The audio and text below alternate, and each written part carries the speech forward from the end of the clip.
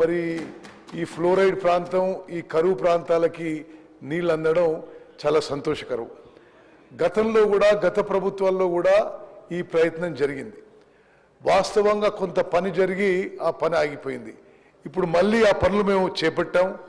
ఇది చాలా వార్ ఫుటింగ్లో చాలా అత్యవసర పనులుగా భావించి నేను ఉమ్మడి నల్గొండ జిల్లా ఎమ్మెల్యేలందరికీ అష్యూరెన్స్ ఇస్తున్నా. ఈ 3 కాలువలు బునియాదిగాని కాలువ, పిల్లైపల్లి కాలువ, ధర్మారెడ్డి కాలువ, మూసీ నదీ జలాలతో మరి 60,000 ఎకరాలకి నీళ్ళు ఇవ్వబోతున్నాం.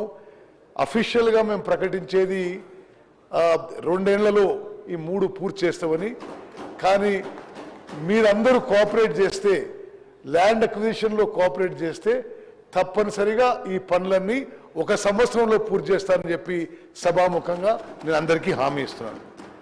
అదేవిధంగా మరి మూసీ పునరుజ్జీవంపై ఈ మధ్య మరి కొంత విమర్శలు కూడా వినడం జరిగింది.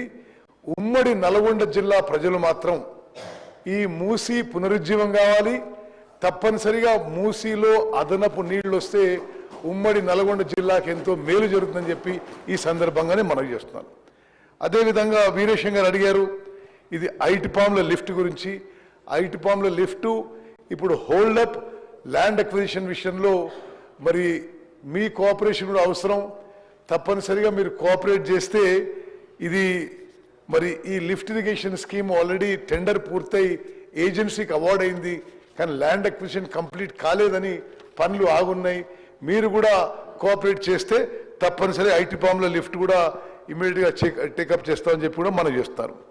అదేవిధంగా ఈ మధ్యనే బ్రాహ్మణ వెల్లెంల ప్రాజెక్ట్ విషయంలో ఆ ప్రాజెక్ట్ విషయంలో మరి గౌరవ మంత్రివర్యులు కోమటిరెడ్డి వెంకటరెడ్డి గారు అది సొంత గ్రామానికి ఆ ప్రాజెక్టు బేస్ ఉంది. ఒక 10-15 ఏళ్ల సంది వారి ప్రాజెక్ట్ మీద నిరంతరం కృషి చేస్తున్నారు. మరి పోయిన నెల మరి గౌరవ ముఖ్యమంత్రి వర్యులు మేము అందరం పోయి అక్కడ పంప్ స్విచ్ ఆన్ చేయడం జరిగింది. అదేవిధంగా అక్కడ ఈ బ్రాహ్మణ వెల్లెంల ప్రాజెక్టు రాజశేఖర రెడ్డి గారు ముఖ్యమంత్రి ఉన్నప్పుడు పనులు మొదలైనవి. సరే అనేక రాజకీయ కారణాల వల్లనో ఇతర కారణాల వల్లనో 10 ఏళ్లుగా ఆ పనులు పూర్తి కాకుండా ఆ విధంగా ఉన్నాయి.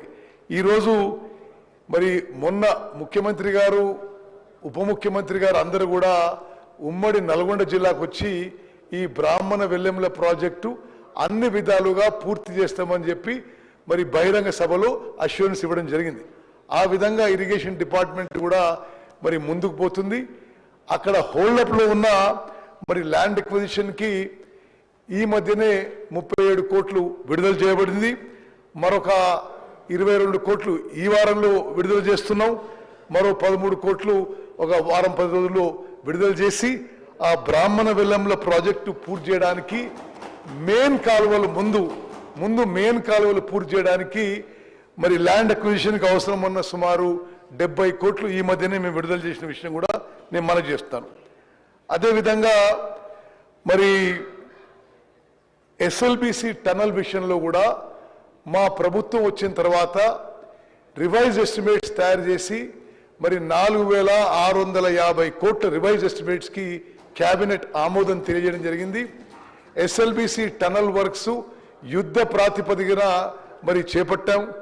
మరి కొన్ని tunnel boring machine spare parts అమెరికాలో తయారైతే అవి వేగవంతం చేయడానికి ప్రభుత్వం తరఫు నుంచి గౌరవ మంత్రివర్యులు కోమటిరెడ్డి వెంకటరెడ్డి గారు అక్కడ కూడా విజిట్ చేయడం జరిగింది. ఎస్ఎల్బిసి టనల్ వర్క్స్ 2 ఏళ్లలో పూర్తి చేయడానికి మా ప్రభుత్వం కమిటెడ్ అని చెప్పి మరోమారు సభ ద్వారా నేను మనవి చేస్తాను. అదేవిధంగా డిండి ప్రాజెక్టుకి వాటర్ సోర్స్ విషయంలో కూడా అనేక సంవత్సరాలుగా మరి చర్చలు జరిగి అది ఆగింది. ఈ నెల రోజుల్లో డిండి ప్రాజెక్టుకి వాటర్ సోర్స్ గురించి ఒక ఫైనల్ నిర్ణయం తీసుకొని ముందుకు పోతామని చెప్పి కూడా నేను మనవి చేస్తున్నాను. అదేవిధంగా మరి ఈరోజు మెంబర్స్ అడిగిన ఇతర ప్రశ్నలకి రామారావు పాటిల్ గారు అడిగినారు. ఒక వారి కాన్స్టిట్యున్సీలో ఒక లిఫ్ట్ ఇరిగేషన్ స్కీమ్కి ట్రాన్స్ఫార్మర్స్ ఎలక్ట్రికల్ ప్యానల్స్ దొంగలించబడి ఆ ప్రాజెక్టు ఆ స్కీమ్ మొత్తం నిరుపయోగంగా ఉందని నేను గౌరవ సభ్యులందరికీ ఈ సభ ద్వారా మీకు తెలియజేస్తున్నా.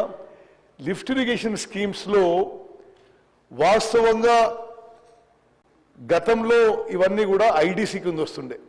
ఆ తర్వాత సరే రైటో రాంగో గత ప్రభుత్వం ఇవన్నీ టెరిటోరియల్ జ్యూరిస్డిక్షన్ పెట్టి ఈ lift irrigation schemes, minor irrigation, medium, major merge చేసి జిల్లాకు ఒక సిఈ పెట్టిండ్రు. కొన్ని విషయాల్లో కొన్ని మరి సందర్భాల్లో ఈ సిస్టమ్ ఫెయిల్ అవుతుంది. ఈ చిన్న చిన్న లిఫ్ట్ ఇరిగేషన్ స్కీమ్స్కి సరియైన సెక్యూరిటీ లేక, సరియైన ఓఎన్ఎం లేక రాష్ట్రంలో చాలా లిఫ్ట్ ఇరిగేషన్ స్కీమ్స్ ఇప్పుడు దెబ్బతిని ఉన్నాయి. మేము ఇది ఒక ప్రత్యేక డ్రైవ్గా రాష్ట్రంలో mini small lift irrigation schemes ఒక ప్రత్యేక డ్రైవ్గా చేపట్టాము. దాని భాగంగా మరి గౌరవ ముఖ్యమంత్రి రేవంత్ రెడ్డి గారు, గౌరవ ఉప ముఖ్యమంత్రి ఆర్థిక శాఖ చూస్తున్న బట్టి విక్రమార్ గారు వారి సహకారంతో ఈ లిఫ్ట్ ఇరిగేషన్ స్కీమ్స్కి సరియైన మెయింటెనెన్స్ ఉండాలనే ఉద్దేశంతో మరి మేము అదనపు ఇంజనీర్లను రిక్రూట్మెంటే కాదు, ఇరిగేషన్ డిపార్ట్మెంట్లో 10 ఏళ్లలో ఒక్క మనిషి కూడా రిక్రూట్ కాలే. 700 మంది అసిస్టెంట్ ఇంజనీర్ రిక్రూట్ చేయడమే కాకుండా 1800 మంది లస్కర్లని ఫైనాన్షియల్ శాంక్షన్ తీసుకొని ఇప్పుడు రాష్ట్రంలో ఉన్న అన్ని small and mini lift irrigation schemes ఎవరో ఒక వ్యక్తి మ్యాన్ చేసే విధంగా సిస్టమ్ ఏర్పాటు చేస్తున్నాం. మీ కాన్స్టిట్యున్సీలో ఈ విషయంలో మరింత డిపార్ట్మెంట్ సహకారం కావాలంటే మీరు దయచేసి ఆ కన్సర్న్ చీఫ్ ఇంజనీర్ అడగండి. మరి రామారావు పాటిల్ గారికి నేను చెప్పేది ఏంటంటే తప్పనిసరిగా ఈసారికి మేము ట్రాన్స్ఫార్మర్స్, ఎలక్ట్రికల్ ప్యానల్ అన్నీ మేము చేయిస్తాం. కానీ అది మీరు ఒక ప్రజాప్రతినిధిగా ఆడ రైతు సంఘాలు కొంత బాధ్యతగా ఆ స్కీమ్స్ని మీరు మెయింటైన్ చేస్తే బాగుంటుంది.